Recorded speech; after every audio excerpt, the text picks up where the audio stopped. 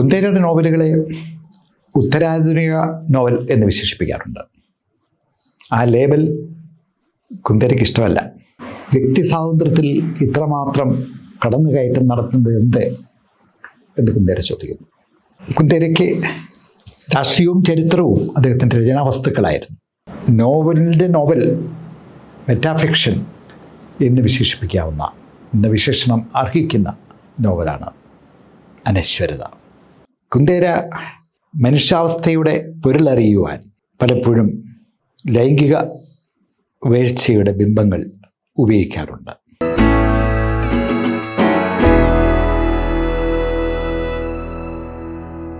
Milan കുന്തേര നോവലിനെ നിർവചിക്കുന്നത് നിലനിൽക്കുന്ന സമസ്യയെക്കുറിച്ചുള്ള കാവ്യാത്മകമായ വിചിന്തനമാണ് നോവൽ എന്നാണ്. ഈ ലോകമാകുന്ന കെണിയിൽ അകപ്പെട്ട മനുഷ്യൻ്റെ കഥയാണ് നോവലിസ്റ്റ് പറയുന്നത്. അത് വിസ്മരിക്കപ്പെട്ട മനുഷ്യൻ്റെ സമൂഹത്തിൻ്റെ കഥയാണ്. അങ്ങനെ വിസ്മരിക്കപ്പെട്ട ഒരു സമൂഹത്തിൻ്റെ കഥയാണ് മിലാൻ കുന്തേര പറയുന്നത് തൻ്റെ നോവലുകളിലൂടെ. മധ്യ യൂറോപ്പ്, റഷ്യയ്ക്കും ജർമ്മനിക്കും ഇടയിലുള്ള അനിശ്ചിതത്വത്തിൻ്റെ മേഖലയാണ്. കുറേ ചെറിയ രാജ്യങ്ങളാണ് അവിടെയുള്ളത്. പോളണ്ടും ഹംഗറിയും ചെക്കസ്ലോവാക്യയും ഒക്കെ മധ്യ യൂറോപ്പിൻ്റെ ഭൂപടത്തിലുള്ള രാജ്യങ്ങളാണ്. ചെക്കസ്ലോവാക്യ എന്ന ചെറിയ രാജ്യം റഷ്യൻ കമ്മ്യൂണിസത്തിൻ്റെ സൈനികവും പ്രത്യയശാസ്ത്രവും പരവും ആയ ആക്രമണത്തിന് വിധേയമായപ്പോൾ ആ രാജ്യത്തിനും അവിടുത്തെ ജനങ്ങൾക്കും ഉണ്ടായ ഉത്കണ്ഠയെക്കുറിച്ചും ഭീതിയെക്കുറിച്ചും അവർ നടത്തിയ ചെറുത്തുനിൽപ്പിനെ കുറിച്ചും ഒക്കെയാണ് കുന്തേര തൻ്റെ നോവലുകളിൽ പ്രതിപാദിക്കുന്നത്. പ്രത്യയശാസ്ത്രപരമായിട്ടും സാംസ്കാരികമായിട്ടുള്ള അധിനിവേശമാണ് റഷ്യൻ ഭരണകൂടം ചെക്കോസ്ലോവാക്യയിൽ നടത്തിയത്. അതിനെതിരെ ഉള്ള പ്രതികരണം, അതിനെതിരെയുള്ള ചെറുത്തുനിൽപ്പ് കുന്തേര തൻ്റെ നോവലുകളുടെ അസംസ്കൃത പദാർത്ഥങ്ങളായിട്ട്, നിർമ്മാണ സാമഗ്രികളായിട്ട് മാറ്റുകയായിരുന്നു. ചരിത്രത്തിൻ്റെ ക്രൂരതയെക്കുറിച്ച്, രാഷ്ട്രീയത്തിൻ്റെ നെറുകേടിനെക്കുറിച്ച്, സാംസ്കാരിക അധിനിവേശത്തിൻ്റെ അധാർമികമായ നിഷ്ഠുരമായ രീതികളെക്കുറിച്ച് കുന്തേര ദാർശനിക വ്യഥയോടെ തൻ്റെ നോവലുകളിൽ പ്രതിപാദിക്കുന്നുണ്ട്. സ്വത്തിൻ്റെ പുനർവിതരണത്തിനായി കമ്മ്യൂണിസം വ്യക്തി സ്വാതന്ത്ര്യത്തിൽ ഇത്രമാത്രം കടന്നുകയറ്റം നടത്തുന്നത് എന്ത് എന്ന് കുന്തേര ചോദിക്കുന്നു. ഐശ്വര്യസമ്പൂർണമായ ഒരു കാലഘട്ടം ഭൂമിയിലെ പറുദീസ വാഗ്ദാനം ചെയ്തിട്ട് പകരം ഒരു പേക്കിനാവ് സമ്മാനിച്ചതെന്ത് എന്ന് അദ്ദേഹം ചോദിക്കുന്നു. ഭരണകൂടത്തിൻ്റെ വഞ്ചന, ക്രൂരത മനുഷ്യാവസ്ഥയെ ഏതെല്ലാം രീതിയിൽ സ്വാധീനിച്ചു എന്നാണ് കുന്തേര വരച്ചു കാണിക്കുന്നത്. അസ്തിത്വവാദപരമായ രാഷ്ട്രീയ സമസ്യകളാണ് അദ്ദേഹത്തിൻ്റെ നോവലുകളിൽ ഉള്ളത്. ചെക്കോസ്ലോവാക്യയിലെ ജനങ്ങളുടെ വൈകാരികമായ പ്രതികരണം, അവരുടെ കാമനകളെ, അവരുടെ ചിന്തകളെ, അവരുടെ സ്വപ്നങ്ങളെ, അവരുടെ ജീവിതത്തെ ഏതൊക്കെ രീതിയിലാണ് ഈ കടന്നുകയറ്റം, സോവിയറ്റ് അധിനിവേശം ബാധിച്ചത് എന്ന് വളരെ നൂതനമായ, നവീനമായ കലാതന്ത്രങ്ങളിലൂടെ, ആവിഷ്കാര രീതികളിലൂടെ കുന്തേര നമുക്ക് പറഞ്ഞു തരുന്നു. കുന്തേരയുടെ നോവലുകളെ രാഷ്ട്രീയ നോവലുകൾ എന്ന് പറയാറുണ്ട്. അങ്ങനെ ഒരു ലേബൽ അദ്ദേഹത്തിന് ഇഷ്ടമല്ല. കാരണം രാഷ്ട്രീയ നോവൽ എന്ന് പറഞ്ഞാൽ, അങ്ങനെ ഒരു നോവലിനെ ചുരുക്കിയാൽ അതിലുള്ള മറ്റ് അംശങ്ങൾ ശ്രദ്ധിക്കപ്പെടാതെ പോകുമോ എന്നുള്ള ഒരു ആശങ്ക അദ്ദേഹത്തിനുണ്ട്. എന്നിരുന്നാലും ജോർജ് ഓർവെലിന് ശേഷം അദ്ദേഹത്തിൻ്റെ 1984 ശേഷം എഴുതപ്പെട്ടിട്ടുള്ള എണ്ണം പറഞ്ഞ രാഷ്ട്രീയ നോവലുകളുടെ കൂട്ടത്തിൽ ഉൾപ്പെടുത്താവുന്നതാണ് കുന്ദേരയുടെ പല നോവലുകളും.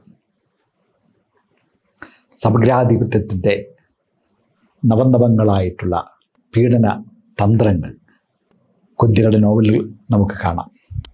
ചരിത്രം തിരുത്തിയെഴുതുന്നത്, യാഥാർത്ഥ്യത്തെ തുടച്ചു മാറ്റുന്നത്, പുതിയ ചരിത്രത്തെയും പുതിയ യാഥാർത്ഥ്യത്തെയും നിർമ്മിക്കാൻ ശ്രമിക്കുന്നത്, ജനങ്ങളുടെ ഓർമ്മകളെ ഇല്ലാതാക്കുന്നത്, ആധുനികമായിട്ടുള്ള രീതികൾ, പ്രത്യയശാസ്ത്ര തന്ത്രങ്ങൾ ഉപയോഗിച്ചുകൊണ്ട് അവരിൽ മറവിയുടെ മരവിപ്പ് സൃഷ്ടിക്കുന്നത് ഒക്കെ കുന്ദേര വളരെ അസ്വസ്ഥതയോടുകൂടി എന്നാൽ കൃത്യതയോടുകൂടി അവതരിപ്പിക്കുന്നുണ്ട് അദ്ദേഹത്തിൻ്റെ നോവലുകളിൽ.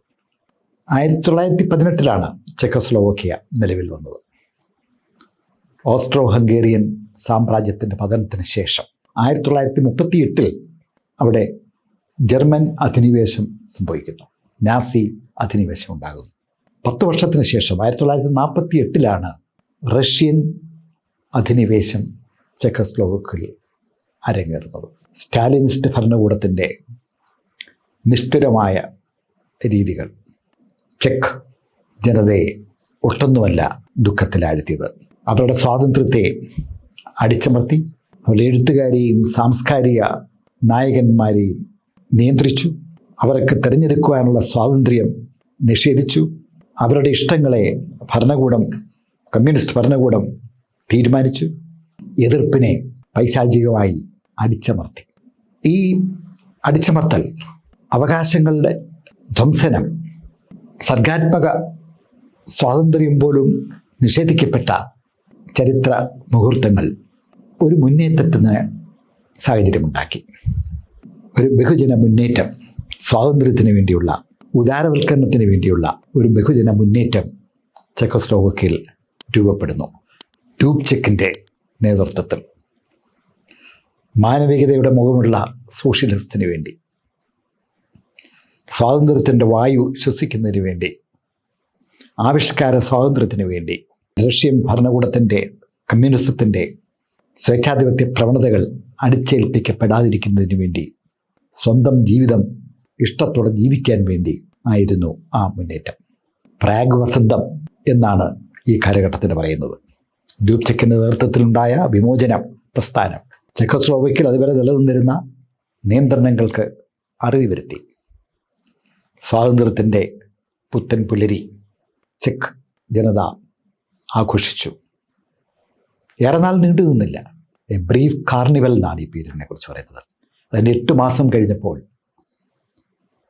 റഷ്യൻ പട്ടാളം വാഴ്സോ സഖ്യത്തിൻ്റെ സഹായത്തോടുകൂടി റഷ്യൻ കവചിത വാഹനങ്ങൾ പ്രാഗിലൂടെ ഇരമ്പി പാഞ്ഞു. ജനങ്ങളെ നിർദ്ദയം കൊല്ലുകയും പീഡനത്തിന് വിധേയമാക്കുകയും ചെയ്തു. ചെറുത്തുനിൽപ്പുണ്ടായിരുന്നു.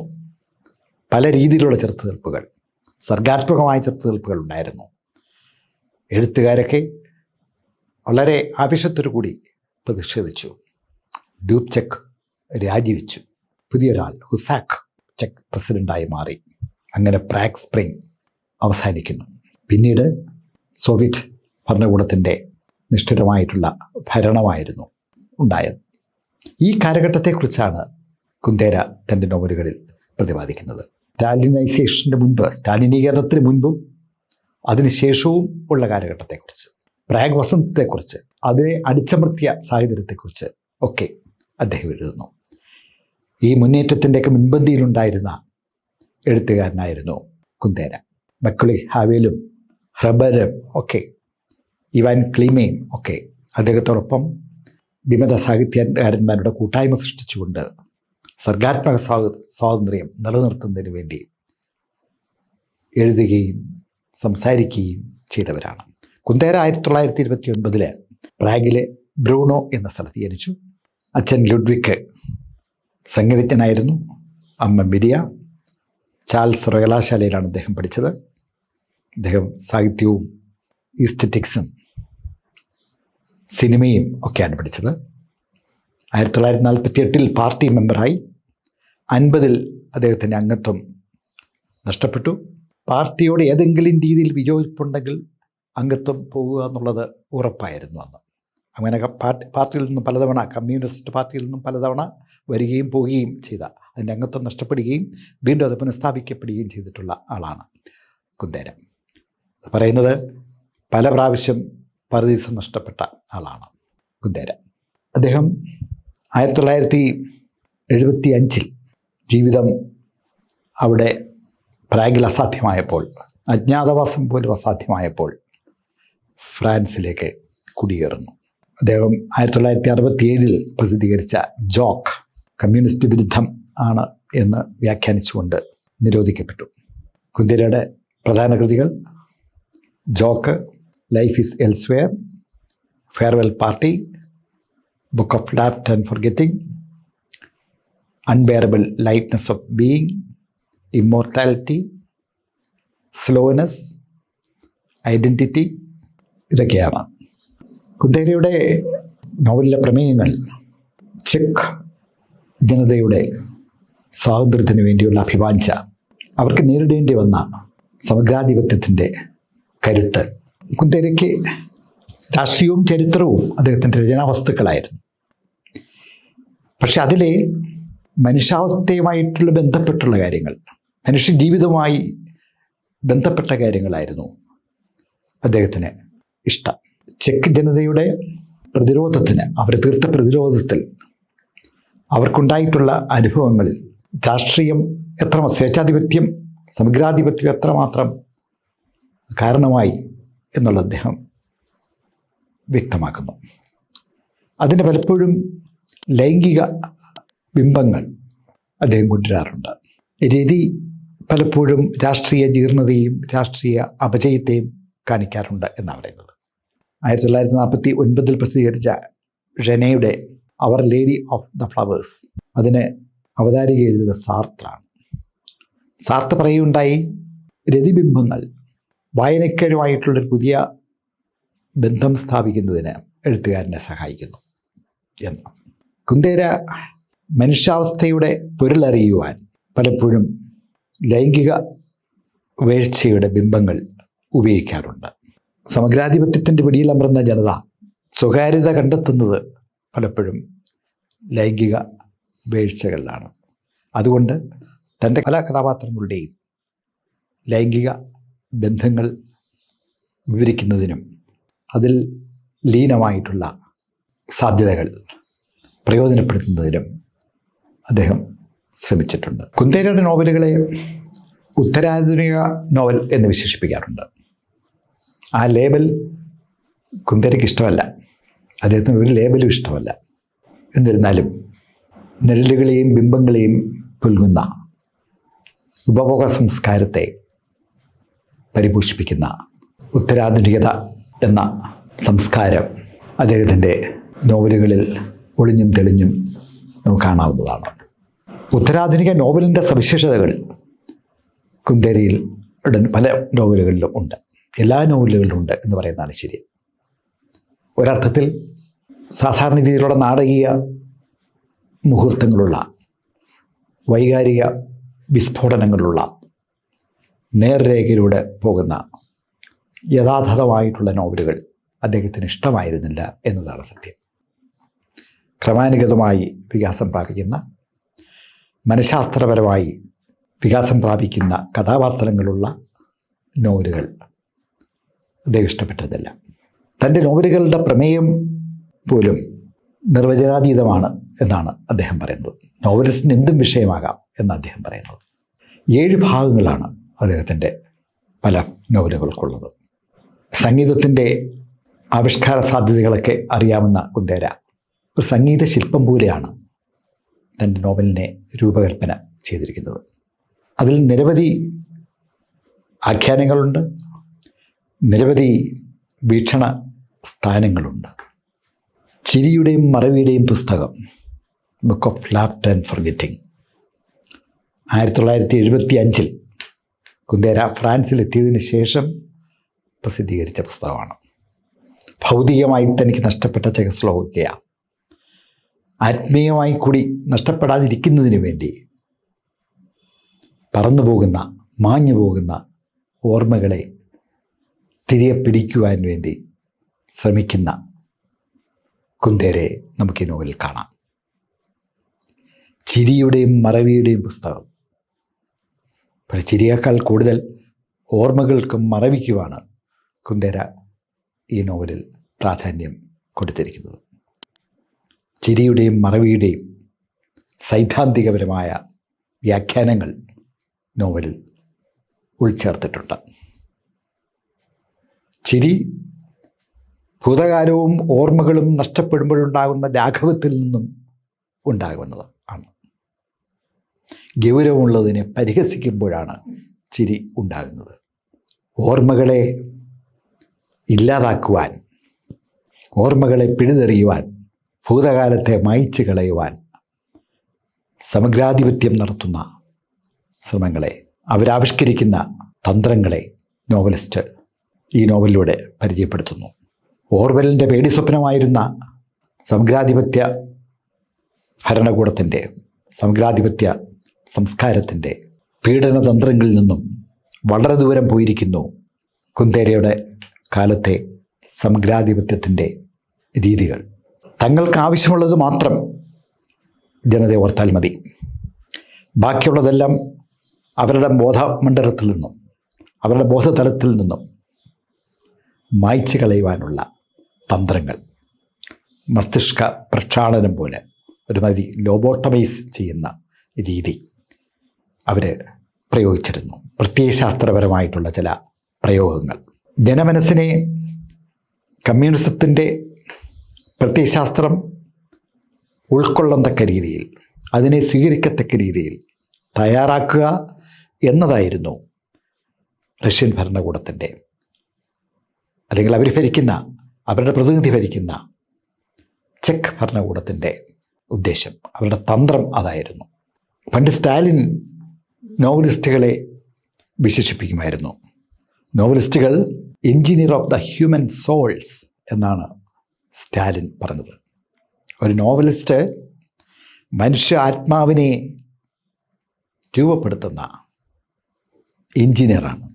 മനുഷ്യ ആത്മാവിൻ്റെ എഞ്ചിനീയേഴ്സ്. പുതിയ പ്രത്യയശാസ്ത്രത്തെ, പുതിയ വിശ്വാസത്തെ, മാർക്സിസം എന്ന, കമ്മ്യൂണിസം എന്ന പുതിയ വിശ്വാസത്തെ ഉൾക്കൊള്ളത്തക്ക രീതിയിൽ, അതിനെ നെഞ്ചോട് ചേർക്കത്തക്ക രീതിയിൽ, അതിനെ അവിശ്വസിക്കാതിരിക്കത്തക്ക രീതിയിൽ മനുഷ്യൻ്റെ ആത്മാവിനെ എങ്ങനെ പുതുക്കിപ്പണിയാം എന്നുള്ളതായിരിക്കണം ഒരു നോവലിസ്റ്റിൻ്റെ താല്പര്യം. അതിനുവേണ്ടി ശ്രമിക്കുന്ന എഞ്ചിനീയറാണ് നോവലിസ്റ്റ്. അങ്ങനെ ഒരു നോവലുണ്ട്. ജോസഫ് സ്കോറക്കി എന്ന ചെക്ക് കനേഡിയൻ നോവലിസ്റ്റ് എഴുതിയ ഒരു നോവലിൻ്റെ title the engineer of human souls എന്നാണ്. കാനഡയിലെ യൂണിവേഴ്സിറ്റിയിൽ പ്രൊഫസറായിട്ടുള്ള അദ്ദേഹം 2012 മരിക്കുന്നത്.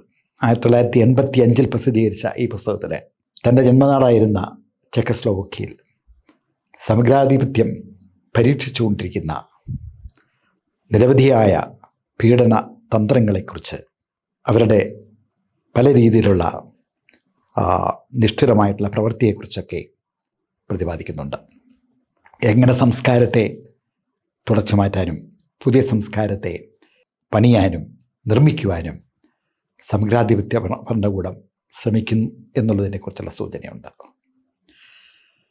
അപ്പോൾ ചിരിയുടെയും മറവിയുടെയും പുസ്തകം എന്ന നോവലിൽ കുന്തേര ചെക്ക് സമൂഹത്തെക്കുറിച്ചാണ് പറയുന്നത്.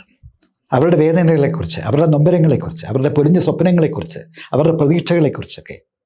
അവർക്ക് പർദീസ നൽകാമെന്ന് ഒരു ഭരണകൂടം വാഗ്ദാനം ചെയ്തിരുന്നു. അത് കിട്ടാതെ വന്നപ്പോൾ അവർക്കുണ്ടായ നിരാശ, അവരുടെ പ്രതിഷേധം, അവരുടെ ദുർബലമായ ചെറുത്തുനിൽപ്പുകൾ, അവരുടെ മനസ്സിൽ നിന്ന് ഓർമ്മകളെ പിഴുതെറിയുന്നതിനുള്ള ഭരണകൂടത്തിൻ്റെ തന്ത്രങ്ങൾ, അതിനെതിരെ പ്രതീക്ഷിക്കുന്ന ചിലർ, അതിനോട് നിസ്സംഗത പുലർത്തുന്ന മറ്റ് ചിലർ, ഇതിലൂടെയൊക്കെ മനുഷ്യാവസ്ഥയെക്കുറിച്ചുള്ള കാര്യങ്ങൾ നമ്മളെ അറിയിക്കുന്നു. മനുഷ്യൻ്റെ വൈകാരികമായിട്ടുള്ള പ്രതികരണം നമുക്ക് അനുഭവിക്കാൻ പറ്റുന്നു. 7 ഭാഗങ്ങളാണ് ഈ നോവലിലുള്ളത്. ആദ്യത്തെ ഭാഗത്ത് നഷ്ടപ്പെട്ട കത്തുകൾ എന്നുള്ള ഭാഗമുണ്ട്. അവിടെ ഗോട്ട്വാൾഡ് അതുപോലെ ക്ലെമന്റിസ് എന്ന 2 രാഷ്ട്രീയ നേതാക്കളെ നാം കാണുന്നു. അവിടെ ഒരു പഴയ കൊട്ടാരത്തിൻ്റെ മുകളത്തെ ബാൽക്കണിയിൽ നിൽക്കുകയാണ് ഈ രണ്ട് രാഷ്ട്രീയ നേതാക്കൾ. കഥയിൽ പറയുന്നുണ്ട്, കാഫ്ക പഠിച്ച വിദ്യാലയത്തിനടുത്തായിരുന്നു ഈ കൊട്ടാരം. തൻ്റെ നോവലിലെ ഒരു പാഠാന്തരത, ഇൻ്റർടെക്സ്റ്റുവാലിറ്റി കൊണ്ടുവരാൻ കുന്ദര പലപ്പോഴും ശ്രമിക്കാറുണ്ട്. നോവലുകളിൽ മറ്റ് പല നോവലുകളെക്കുറിച്ചുള്ള പരാമർശങ്ങളുണ്ട്, മറ്റ് നോവലുകളിലെ കഥാപാത്രങ്ങളുണ്ട്, ചരിത്ര പുരുഷന്മാരുണ്ട്. കാലസങ്കല്പങ്ങളൊക്കെ പൊളിച്ച് എഴുതിക്കൊണ്ടാണ് കുന്ദര പലപ്പോഴും തൻ്റെ നോവലുകൾ രചിക്കുന്നത്. അവിടെ ഭൂതവും ഭാവിയും വർത്തമാനവും എല്ലാം കൂടെ സമ്മേളിക്കുന്ന ഒരു ഇടമാണ്. അപ്പോൾ ഇതിൽ ക്ലെമൻറ്റിസ് തൻ്റെ തലയിലിരുന്ന തൊപ്പി, മഞ്ഞ് പെയ്യുന്ന രാത്രിയായിരുന്നു, ബാൽക്കണിയിൽ നിൽക്കുമ്പോൾ തൻ്റെ തലയിലിരുന്ന കമ്പിളിത്തൊപ്പി ഗോട്ട്വാളിൻ്റെ തലയിൽ വയ്ക്കുന്നു. ഏതാനും നാളുകൾ കഴിയുമ്പോൾ ക്ലെമൻറ്റിസ് അനഭിമതനായി മാറുന്നു. പാർട്ടിക്ക് അദ്ദേഹം ശിക്ഷിക്കപ്പെടുന്നു. അദ്ദേഹത്തിനെ കുറിച്ചുള്ള സകല സൂചനകളും മായ്ക്കപ്പെടുന്നു. ആകെ അവശേഷിക്കുന്ന ഒരേ ഒരു സൂചന ഗോട്ട്വാളിൻ്റെ തലയിൽ ഇരിക്കുന്ന അദ്ദേഹത്തിൻ്റെ തൊപ്പിയാണ്. അത് മായ്ക്കാൻ പറ്റുന്നില്ല. ഗോട്ട്വാളിൻ്റെ തലയുടെ മുകളിൽ ആണ് ആ തൊപ്പിയിരിക്കുന്നത്. അപ്പോൾ തങ്ങൾക്ക് ഇഷ്ടമില്ലാത്ത ആൾക്കാരെ, തങ്ങൾക്ക് അനുഭവമായിട്ടുള്ള, തങ്ങൾക്ക് അസ്വീകാര്യമായിട്ടുള്ള അഭിപ്രായങ്ങൾ പറയുന്നവരെ നിർദാക്ഷിണ്യം അവരെ ശിക്ഷിക്കുന്ന നടപടി ഭരണകൂടത്തിനുണ്ടായിരുന്നു എന്ന് കാണിക്കാനാണ്. ഈ അധ്യായത്തിൽ തന്നെ, നഷ്ടപ്പെട്ട കത്തുകൾ എന്ന അധ്യായത്തിൽ, മിറേക്ക് എന്നൊരു കഥാപാത്രം പ്രാഗിലേക്ക് യാത്ര ചെയ്യുകയാണ്. തൻ്റെ പഴയ കാമുകിയായിരുന്ന സ്ഡെന, ഒട്ടും സുന്ദരിയല്ലാത്ത ഒരു പെൺകുട്ടി, അവൾക്ക് പണ്ട് താൻ അയച്ച പ്രേമലേഖനങ്ങൾ തിരികെ പിടിക്കുന്നതിന് വേണ്ടി, കാരണം അത് തൻ്റെ ഭൂതകാലം തന്നെ നോക്കി പല്ലിളിക്കുന്നതായിട്ട് അയാൾക്ക് തോന്നുന്നു. ഇന്ന് അയാൾ പാർട്ടിക്ക് അനഭിമതനാണ്, ഏത് നിമിഷവും അറസ്റ്റ് ചെയ്യപ്പെടാം. അപ്പോൾ തനിക്ക് ഇങ്ങനെ ഭൂതകാലമുണ്ടെന്ന് ആരും അറിയാതിരിക്കാൻ വേണ്ടി കത്തുകൾ തിരിച്ചെടുക്കാൻ വേണ്ടി അയാൾ പ്രാഗിലേക്ക് പോകുന്നു. തിരികെ വരുമ്പോഴേക്കും അയാളുടെ വീട്ടിൽ രഹസ്യ പോലീസ് ഉണ്ടായിരുന്നു. അയാളുടെ രേഖകളൊക്കെ കണ്ടെത്തുന്നു. അയാൾ അറസ്റ്റ് ചെയ്യപ്പെടുന്നു. അടുത്തൊരു ചാപ്റ്ററിൽ പറയുന്നത് ഒരു ത്രികോണ പ്രേമമാണ്. അമ്മ എന്ന ഒരു അധ്യായമുണ്ട്. അവിടെ കാരലിൻ്റെ ഭാര്യ മാർക്കറ്റ, കാരലിൻ്റെ സുഹൃത്ത് ഇവ, കാരലിൻ്റെ അമ്മ. അപ്പോൾ കാരലും ഭാര്യ മാർക്കറ്റയും സുഹൃത്ത് ഇവയുമായിട്ടുള്ള ത്രികോണ പ്രണയം, ലൈംഗിക വീഴ്ച അവിടെ നടക്കുന്നു. അപ്പോൾ ലൈംഗിക രാജത്വത്തിൻ്റെ ചില ബിംബങ്ങൾ അവിടെ കൊണ്ടുവരുന്നു. രാഷ്ട്രീയ ജീർണതയുടെയും രാഷ്ട്രീയ അപജയത്തിൻ്റെയും സൂചകങ്ങളായിട്ട് കൊണ്ടുവരുന്ന ചിത്രങ്ങളാണ് അവിടെയുള്ളത്. മറ്റൊരു അധ്യായം മാലാഖമാർ, ഏഞ്ചൽസ് എന്നാണ് പറയുന്നത്. അവിടെ മിഷേൽ എന്നും ഗബ്രിയേൽ എന്നും രണ്ട് പെൺകുട്ടികൾ, രണ്ട് അമേരിക്കൻ പെൺകുട്ടികൾ ഫ്രാൻസിലെ ഒരു അക്കാഡമിയിൽ ഒരു പ്രോജക്റ്റ് ചെയ്യാൻ വേണ്ടി വരികയാണ്. അയനോസ്കയുടെ റൈനോസിറോസ് എന്ന അപ്സെറ്റ് ഡ്രാമ, ആ നാടകത്തെക്കുറിച്ച് പഠിക്കാൻ വേണ്ടി റിപ്പോർട്ട് തയ്യാറാക്കാൻ വേണ്ടി വന്ന പെൺകുട്ടികളാണ്. അയനസ്കോ 20-ാം നൂറ്റാണ്ടിലെ പ്രഗത്ഭനായിട്ടുള്ള നാടകകൃത്താണ്. ബെക്കറ്റിനെ പോലെ അസംബന്ധ നാടകങ്ങൾ രചിച്ച് പ്രസിദ്ധനായ നാടകകൃത്തനായിരുന്നു അയനസ്കോ. ഈ റൈനോസിറസ് എന്നുള്ള നാടകത്തെക്കുറിച്ച് ഈ പെൺകുട്ടികൾക്കൊന്നും മനസ്സിലാകുന്നില്ല. അവരെന്തൊക്കെയോ റിപ്പോർട്ട് എഴുതി വയ്ക്കുന്നു. കുന്ദേര തൻ്റെ കഥാപാത്രമായിട്ട് ആ രംഗത്ത് ആ അധ്യായത്തിൽ വരുന്നുണ്ട്. കുന്ദേര നേരിട്ട്, പരോക്ഷമായിട്ടല്ലാതെ നേരിട്ട് തൻ്റെ കഥാപാത്രമാകുന്ന നിരവധി നോവലുകളിൽ ഒന്നാണ് ചെരുവിയുടെയും മറവിയുടെയും പുസ്തകം. അവിടെ അദ്ദേഹം പറയുന്നുണ്ട്, അദ്ദേഹത്തിൻ്റെ പ്രാഗ് വാസകാലത്ത്, അദ്ദേഹത്തിൻ്റെ പ്രവാസ ജീവിതം തുടങ്ങുന്നതിന് മുൻപ് ജോലി നഷ്ടപ്പെട്ടപ്പോൾ അദ്ദേഹത്തിൻ്റെ ഒരു പെൺകുട്ടി സഹായിക്കുന്നു. അതിൻ്റെ പേരിൽ അവരുടെ ജോലി നഷ്ടപ്പെടുന്നു. കുന്ദേര അവരോട് അതിന് നന്ദി പ്രകടിപ്പിച്ചത് അവരെ ബലാത്സംഗം ചെയ്തുകൊണ്ടാണ്. അതിന് കാരണം പറയുന്നത്, ജീവിതത്തെക്കുറിച്ചുള്ള എൻ്റെ നിയന്ത്രണം കാണിക്കുവാൻ, എനിക്ക് എൻ്റെ ജീവിതത്തിൽ അല്പമെങ്കിലും നിയന്ത്രണമുണ്ട് എന്ന് കാണിക്കാൻ മറ്റു മാർഗമൊന്നും ഉണ്ടായിരുന്നില്ല എന്നാണ്. എത്ര ക്രൂരമായ രീതിയിലുള്ള പ്രതികരണമായിരുന്നു അത് നോക്കുക. അടുത്ത അധ്യായത്തിൽ ലിറ്റോസ്റ്റ് എന്നൊരു അധ്യായമാണ്. ലിറ്റോസ്റ്റ് ചെക്ക് പദമാണ്. പരിഭാഷപ്പെടുത്താൻ ഏറെ വിഷമമുള്ള ഒരു പദമാണ് ലിറ്റോസ്റ്റ്. അത് വേദനിക്കുക, പശ്ചാത്തപിക്കുക, സഹതപിക്കുക തുടങ്ങിയ സ്വന്തം ദുഃഖങ്ങളിൽ ഒരാൾക്ക് തോന്നുന്ന ആത്മപീഡനം എന്നൊക്കെ വിശേഷിപ്പിക്കുന്ന ഒരു പദമാണ് ലിറ്റോസ്റ്റ്. അതിൽ ഒരു സാഹിത്യവും തത്വശാസ്ത്രം പഠിക്കുന്ന ഒരു വിദ്യാർത്ഥി ഒരു ബുച്ചറുടെ ഭാര്യയുമായിട്ട് അവിഹിത ബന്ധമുണ്ടാകുന്നു. അയാളുടെ അധ്യാപകൻ വോൾട്ടയറാണ്. ഇവിടെ കാലസങ്കല്പങ്ങളൊക്കെ തകർത്തിരിക്കുകയാണ്. വോൾട്ടയർ അയാളുടെ പറയുന്നു, പ്രശസ്തരായിട്ടുള്ള കവികളുടെ ഒരു കൂട്ടായ്മയുണ്ട്, അവരുടെ ഒരു ചർച്ച നടക്കുന്നു, താങ്കൾ അത് കേൾക്കണം എന്ന്. ലെറ്റ്മോൺടോവ്, അതുപോലെ പെട്രാർക്ക്, ബൊക്കേഷ്യോ, ഇവരൊക്കെ വിവിധ കാലഘട്ടങ്ങളിൽ ജീവിച്ചിരുന്നവരാണ്. അവരെല്ലാവരും കൂടെ ഒരിടത്ത് കൂടുകയാണ്. സിനിമാറ്റിക് ആയിട്ടുള്ള പല സങ്കേതങ്ങളും കുന്ദേര ഉപയോഗിക്കുന്നുണ്ട്. ഇനിയൊരു അധ്യായത്തിൽ തമീനയാണ് ഇതിലെ കേന്ദ്ര കഥാപാത്രം. തമീനയെക്കുറിച്ച് അദ്ദേഹം പറയുന്നത്, എൻ്റെ നായിക എൻ്റേതാണ്, ഞാൻ അവളുടേതും. പണ്ട് സെർവൻറ്റിസ് പറഞ്ഞ പോലെയാണ്, ഡോൺ ക്വിക്സോട്ട് എൻ്റേതാണ്, ഞാൻ അയാളുടേതും. അതിനെ ഒരു സമാന്തരത പോലെ കുന്ദേര തമീനയെ എന്ന നായികയെ സൃഷ്ടിച്ചപ്പോൾ പറഞ്ഞത്, തമീന എൻ്റേതും ഞാൻ അവളുടേതും ആണ് എന്നാണ്.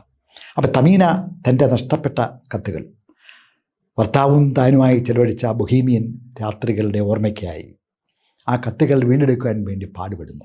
ഭൂതകാലത്തെ തിരിച്ചു പിടിക്കുന്നതിന് വേണ്ടി, അങ്ങനെ മറവിയെ ഇല്ലാതാക്കാൻ വേണ്ടി, ഓർമ്മകളെ തിരിച്ചു പിടിക്കാൻ വേണ്ടി ഒരു ജനത മുഴുവൻ നടത്തുന്ന ആ ഒരു പരിശ്രമത്തിൻ്റെ പ്രതീകമാണ് ഇവിടെ തമീനയുടെ വ്യക്തിപരമായിട്ടുള്ള പരിശ്രമം.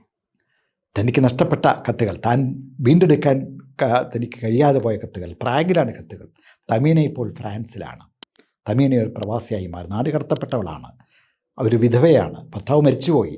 ഭർത്താവ് ഒന്നിച്ചുള്ള ആ നല്ല ദിവസങ്ങളെ ഓർക്കുന്നതിന് വേണ്ടി അതിൻ്റെ അടയാളമായിട്ടുള്ള ഈ കത്തുകൾ കിട്ടാനായി അവൾ ശ്രമിക്കുന്നു. അതിനായി ഹ്യൂഗോ എന്ന ഒരാൾക്ക് അയാൾ കീഴടങ്ങുകയാണ് അയാളുടെ സഹായത്തിന് വേണ്ടി. അയാളുമായിട്ട് രമിക്കുമ്പോഴും അവളുടെ ഓർമ്മ മുഴുവൻ തൻ്റെ ഭർത്താവുമായിട്ട് സഞ്ചരിച്ചിരുന്ന നാടുകളെക്കുറിച്ചും ഒക്കെയായിരുന്നു. പക്ഷേ അയാളുടെ സഹായം കിട്ടുന്നില്ല, അവൾക്ക് കത്തുകൾ കിട്ടുന്നുമില്ല. അടുത്തൊരു അധ്യായത്തിൽ തമീന റാഫേൽ എന്നുള്ള ഒരാളിൻ്റെ നിർദ്ദേശമനുസരിച്ച് കുട്ടികൾ മാത്രം അധിവസിക്കുന്ന ഒരു ദ്വീപിലേക്ക് പോകുന്നു. അവൾ തുഴഞ്ഞു പോവുകയാണ് അവിടേക്ക്. അവിടെ ചെന്ന് ആ ദ്വീപിൽ നിവാസികളായിട്ടുള്ള ശിശുക്കൾ മാത്രം ജീവിക്കുന്നൊരു സ്ഥലം, അവരുടെ നിയമത്തിന് വിധേയയായി, അവരുടെ ചേഷ്ടകൾക്കും കുസൃതികൾക്കും വിധേയമായിട്ട് അതൊക്കെ സഹിച്ചുകൊണ്ട് അവൾ ആ ദ്വീപിൽ പോകുന്നു. അത് പ്രതീകാത്മകമായിട്ട് കമ്മ്യൂണിസ്റ്റ് പ്രതീസയെ അവതരിപ്പിക്കുകയാണ് കുന്ദേര. ശിശുക്കളുടെ ആ ദ്വീപ് കമ്മ്യൂണിസ്റ്റ് പ്രതീസയാണ്.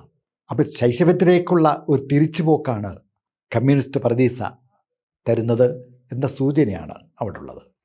തമീന അവിടുത്തെ നിയമത്തിന് കീഴടങ്ങുന്നു. ഒരു കാർണിവലസ്ക് ബിംബം, കാർണിവലസ്ക് സാഹചര്യം അവിടെ കുന്ദേര കൊണ്ടുവരുന്നു. കാരണം ഒരു ഉത്സവാന്തരീക്ഷമാണ് അവിടെ ഉള്ളത്. അവിടെ സാധാരണ നിയമങ്ങളൊക്കെ കീഴ്മേൽ മറിയുന്നു, അട്ടിമറിക്കപ്പെടുന്നു. അവിടെ ധർമ്മവും നീതിയും ഒന്നുമില്ല. കുട്ടികൾ തമീനയെ ബലാത്സംഗം ചെയ്യുന്നു. അവൾ രക്ഷപ്പെടുകയാണ് ആ ദ്വീപിൽ നിന്നും. അടുത്ത 7-ാമത്തെ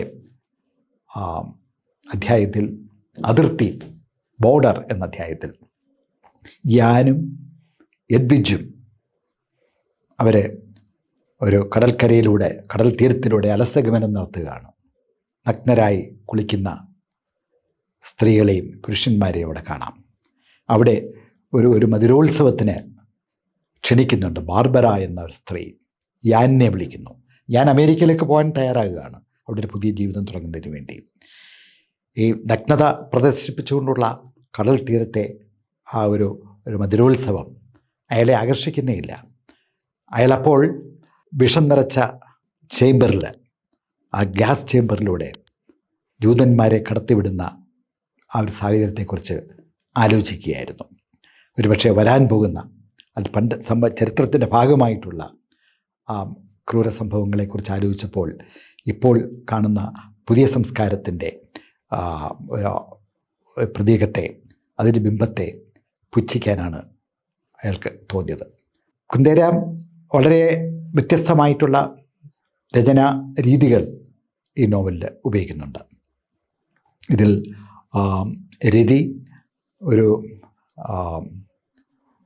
പ്രമേയ ഘടനയെ നിയന്ത്രിക്കുന്ന ഒരു കാര്യമായിട്ട് ഇക്കിളിപ്പെടുത്തുന്ന ഒരു യാഥാർത്ഥ്യമായിട്ടല്ല, ഒരു രചനാരീതിയായിട്ടാണ് ഉപയോഗിക്കുന്നത്. ഈ നോവലിൽ പല ആഖ്യാനങ്ങൾ, പല സാഹിത്യ രൂപങ്ങൾ സമ്മേളിക്കുന്നതായിട്ട് കാണാം. ഭ്രമകൽപ്പനയുണ്ട്, അന്യാപദേശമുണ്ട്, ആത്മകഥയുണ്ട്. അതുപോലെ നോവലിസ്റ്റ് തന്നെ കഥാപാത്രമായിട്ട് വരുന്നുണ്ട്. ചെറിയ ചെറിയ ആഖ്യാനങ്ങൾ ഇതിൻ്റെ സവിശേഷതയാണ്. 7 കഥകളാണ് കുന്ദേര ഇവിടെ ചേർത്ത് വെച്ചിരിക്കുന്നത്. 7നെയും യോജിപ്പിക്കുന്ന ഒരു പ്രമേയമുണ്ട്. അത് ചെക്ക് അനുഭവമാണ്. ഓർമ്മകളെ പുനരാനയിക്കുവാൻ, ഓർമ്മകൾ മാഞ്ഞു പോകാതിരിക്കാൻ, ഭൂതകാലത്തെ തുടച്ചു മാറ്റാതിരിക്കുവാൻ, ഭൂതകാലത്തെ തിരുത്തി എഴുതാതിരിക്കുവാൻ ഒരു ജനത നടത്തുന്ന പരിശ്രമങ്ങൾ, അവരുടെ ജീവിതാവസ്ഥ, ഇതൊക്കെ ആണ് കുന്ദേര അവതരിപ്പിക്കുന്നത്. അനന്യമായ രീതിയിൽ, മറ്റാർക്കും കഴിയാത്ത രീതിയിൽ, അന്യാദൃശ്യമായ രീതിയിൽ, ഒരുപക്ഷെ മറ്റാർക്കും പറയാൻ കഴിയാത്ത കാര്യങ്ങൾ അദ്ദേഹം പറയുന്നു. ചരിത്രവും രാഷ്ട്രീയവും മനുഷ്യാവസ്ഥയും ഒക്കെ കെട്ടുപിണഞ്ഞ് ഈ നോവലിനെ ദുർഗ്രഹവും സങ്കീർണവുമാക്കുന്നു. വ്യത്യസ്തങ്ങളായ വ്യാഖ്യാനങ്ങൾക്ക്, പാരായണങ്ങൾക്ക് വിധേയമാക്കത്തക്ക രീതിയിൽ നമ്മുടെ അഭിരുചികളെയും ഭാവുകത്വത്തെയും നവീകരിച്ചു കൊണ്ടിരിക്കുന്നു. കുന്ദേരയുടെ വളരെ വ്യത്യസ്തമായ ഒരു നോവലാണ് ഇമ്മോർട്ടാലിറ്റി, അനശ്വരത. നോവൽ മെറ്റാഫിക്ഷൻ എന്ന് വിശേഷിപ്പിക്കാവുന്ന, എന്ന വിശേഷണം അർഹിക്കുന്ന നോവലാണ് അനശ്വരത. നോവലെഴുത്തുന്ന പ്രക്രിയ തന്നെ ഇവിടെ പ്രമേയമായിരിക്കുകയാണ്. നോവലിൻ്റെ പ്രമേയഘടനയും കഥാപാത്ര നിർമ്മിതിയും, എന്തിന് നോവലിനെക്കുറിച്ചുള്ള ചർച്ച പോലും ഇവിടെ നോവലിൻ്റെ പ്രമേയമായിട്ട് വരുന്നു. നോവലിസ്റ്റ് തന്നെ ആഖ്യാനകാരനായിട്ടും വരുന്നു. അങ്ങനെ നോക്കുമ്പോൾ കുന്ദേരയുടെ മറ്റ് നോവലിനേക്കാളൊക്കെ വളരെയധികം പ്രത്യേകതയുള്ളതാണ് അനശ്വരത എന്ന നോവൽ എന്ന് കാണാൻ കഴിയും. അനശ്വരത എന്ന നോവലിലെ പ്രധാന പ്രമേയം അനശ്വരത തന്നെയാണ്. അനശ്വരത കൊണ്ട് ഉദ്ദേശിക്കുന്നത് മരണാനന്തരമുള്ള ആത്മാവിൻ്റെ അനശ്വരതയെക്കുറിച്ചല്ല. ഒരാൾ മരിച്ചു കഴിയുമ്പോൾ ജീവിച്ചിരിക്കുന്നവരിൽ കൂടെ അയാൾ ഓർക്കപ്പെടുക, അയാൾ ഓർമ്മിക്കപ്പെടുക, ആ അർത്ഥത്തിലാണ് അനശ്വരതയെ കുന്ദേര കാണുന്നത്. അനശ്വരതയും പ്രണയവും മനുഷ്യാവസ്ഥയുടെ മറ്റു പല ഘടകങ്ങളും നോവൽ വിഷയമായിട്ട് വരുന്നുണ്ട്. നോവൽ തുടങ്ങുന്നതിൻ്റെ വളരെ വിചിത്രമായ രീതിയിലാണ്. നോവലിസ്റ്റ് മിലാൻ കുന്ദേര പാരീസിലെ ഒരു ബഹുനില കെട്ടിടത്തിൻ്റെ മുകളിൽ ഉള്ളൊരു ഹെൽത്ത് ക്ലബിൻ്റെ അവിടെ ഇരിക്കുന്നു. തൻ്റെ സുഹൃത്തായ പ്രൊഫസർ അവനേരിയസിനെ പ്രതീക്ഷിച്ചുകൊണ്ട് കുന്ദേര ഇരിക്കുകയാണ്. നീന്തൽക്കുളത്തിൽ നിന്നും പെട്ടെന്ന് 60-65 വയസ്സ് പ്രായമുള്ള ഒരു സ്ത്രീ ഉയർന്നു വന്ന് നീന്തൽക്കുളത്തിൻ്റെ പടവുകളിൽ ചവിട്ടി നിന്ന് വശ്യമായി പുഞ്ചിരിച്ചുകൊണ്ട് തൻ്റെ പരിശീലകനെ കൈവീശി കാണിക്കുന്ന 60-65 വയസ്സ് പ്രായമുള്ള ആ സ്ത്രീ ആണ് തൻ്റെ നായികയെ സൃഷ്ടിക്കുന്നതിന് നോവലിസ്റ്റിന് കുന്ദേരയ്ക്ക് പ്രചോദനം നൽകുന്നത് എന്ന് നാം മനസ്സിലാക്കുന്നു. നോവൽ രചന തുടങ്ങുകയാണ്.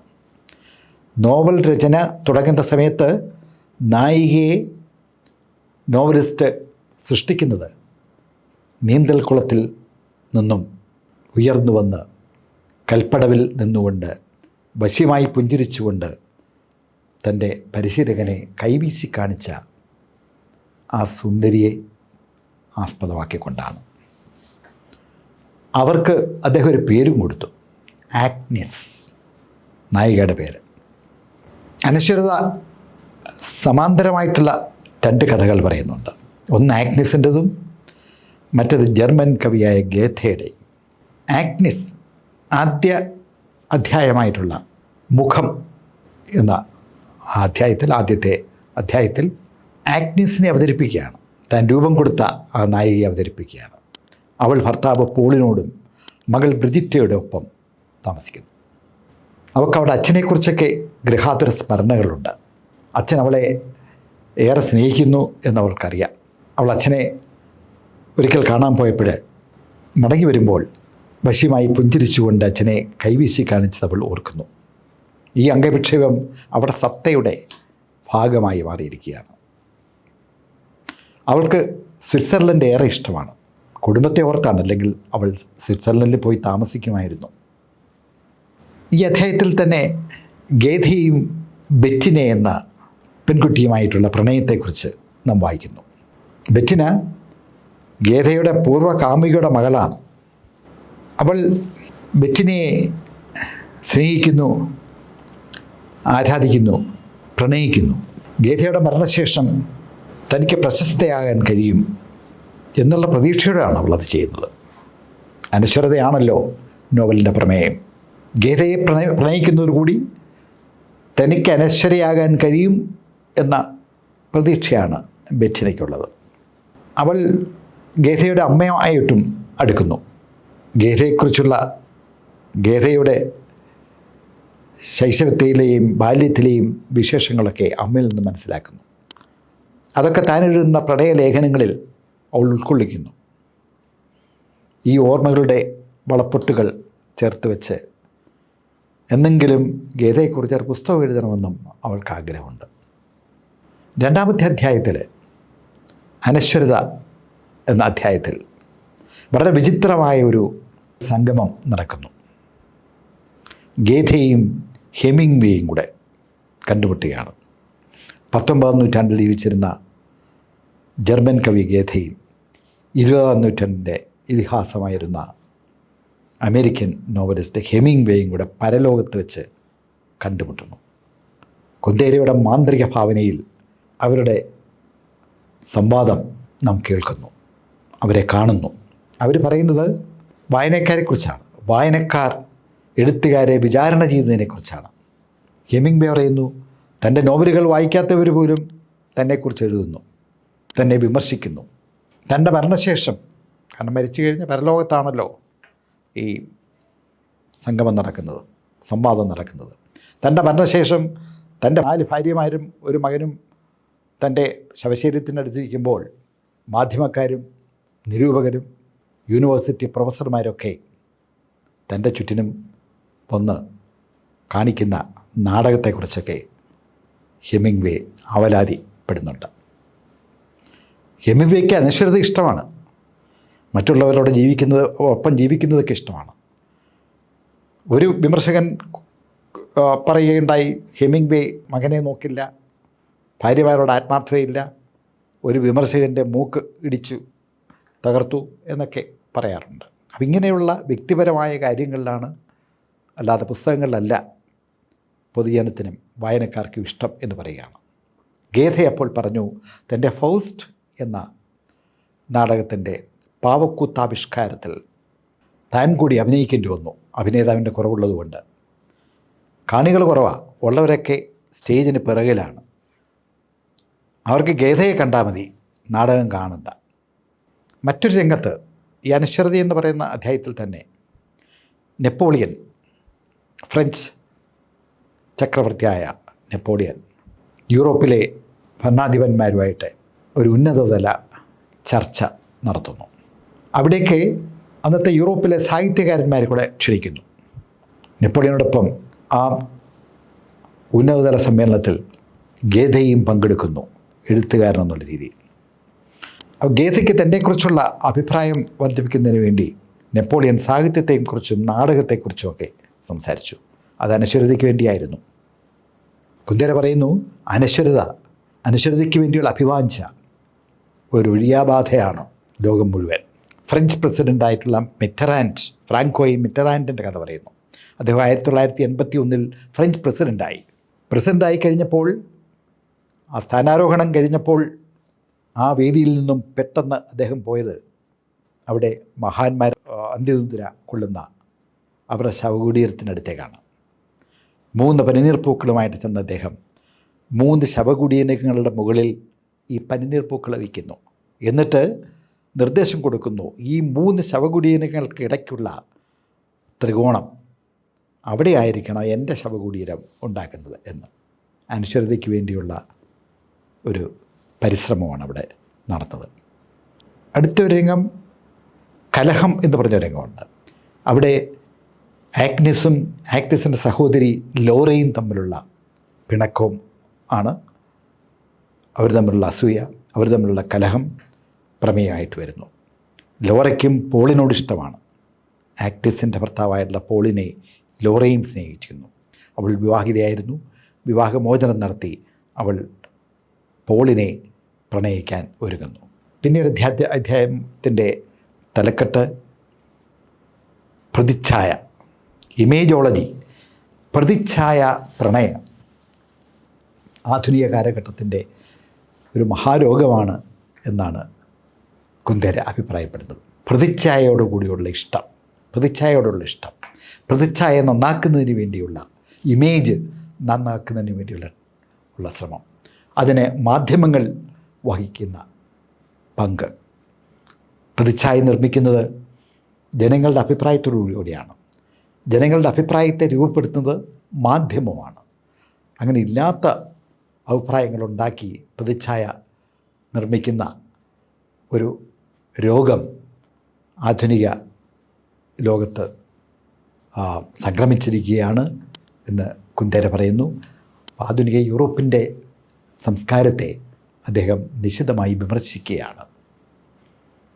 യാദൃച്ഛികം എന്നൊരു അധ്യായമുണ്ട്, ഘടികാരം എന്നുണ്ട്, ആഘോഷം എന്ന അവസാനത്തെ അധ്യായത്തിൽ കുന്ദേര ഒരിക്കൽ കൂടി ആ നീന്തൽക്കുളത്തിൻ്റെ അവിടെ ഇരിക്കുന്നു, സുഹൃത്തിനെ കാത്ത്. അപ്പോഴവിടെ ലോറയും പോളും വരുന്നു. അതിനു മുൻപ് നാം മനസ്സിലാക്കുന്നു ആഗ്നസ് സ്വിറ്റ്സർലൻഡിലേക്കുള്ള യാത്രക്കിടയിൽ കാറപകടത്തിൽ മരിച്ചു എന്ന്. ലോറ പോളിനെ ഭർത്താവാക്കിയിട്ടുണ്ട്. അവരുടെ ആഗ്നസിൻ്റെ മകളായ ബ്രിജിറ്റ അവരോടൊപ്പം അവരിൽ നിന്നും അകന്നിരുന്നു. ഇപ്പോൾ തിരിച്ചു വന്നതിൻ്റെ ആ പുനഃസമാഗമം ആഘോഷിക്കുകയാണ് അവർ. ഒപ്പം കുന്ദേര തൻ്റെ നോവലെടുത്ത് പൂർത്തിയായതിൻ്റെ 2ാം വാർഷികം ആഘോഷിക്കുന്നു സുഹൃത്തായ അവനേരിയസിനോടൊപ്പം. അവനേരിയസ് കുന്ദേരയോട് ചോദിക്കുന്നു, താങ്കൾ എന്തൊക്കെയാണ് എഴുതിക്കൊണ്ടിരുന്നതെന്ന്. തൻ്റെ നോവലിൻ്റെ പ്രമേയം അറിയാനാണ് അവനേരിയസ് ചോദിച്ചത്. അപ്പോൾ കുന്ദേര പറഞ്ഞു, അങ്ങനെ നോവലിൻ്റെ പ്രമേയമൊന്നും പറയാനൊക്കത്തില്ല, നോവലിനെ പ്രമേയം ആരോടും പറയാനൊക്കത്തതായിരിക്കണം അതിൻ്റെ പ്രമേയം എന്ന്. അവനേരിയസ് പോയി കഴിഞ്ഞ് കുന്ദേര തൻ്റെ കഥാപാത്രത്തെക്കുറിച്ച് ആലോചിക്കുകയാണ്. എങ്ങനെയാണ് 2 വർഷം മുൻപ് നീന്തൽക്കുളത്തിൽ കണ്ട ആ കൽപ്പടവിൽ കൈവീശി പുഞ്ചിരിച്ചു നിന്ന ആ സ്ത്രീ തൻ്റെ നായിക ആയത്. ആഗ്നസിൻ്റെ രൂപകൽപ്പന ചെയ്യാൻ, അവളെ നിർമ്മിക്കുവാൻ, സൃഷ്ടിക്കുവാൻ തനിക്കിങ്ങനെ പ്രേരണയായി എന്ന്. പാത്രസൃഷ്ടിയെക്കുറിച്ച് കുന്ദേര പറയുന്നത്, ഒരുപക്ഷെ വീനസ് തിരമാലകളിൽ നിന്നും വന്നതുപോലെ, ഹവ്വ ആദത്തിൻ്റെ വാരിയലിൽ നിന്നും വന്നതുപോലെ കുളത്തിൽ നിന്നും പൊന്തി വരികയായിരുന്നു എൻ്റെ നായിക ആഗ്നസ് എന്ന്. കുന്ദേര യൂറോപ്യൻ സംസ്കാരത്തെ നിശിതമായി വിമർശിക്കുന്നുണ്ട് ഈ നോവലിൽ. അതിവൈകാരികത, ഹോമോ സെൻറ്റിമെൻറ്റാലിസ് എന്ന് പറയുന്നുണ്ട്. അതിവൈകാരികത എന്നത് യൂറോപ്പിൻ്റെ ഒരു സവിശേഷതയായി മാറിയിരിക്കുകയാണ്.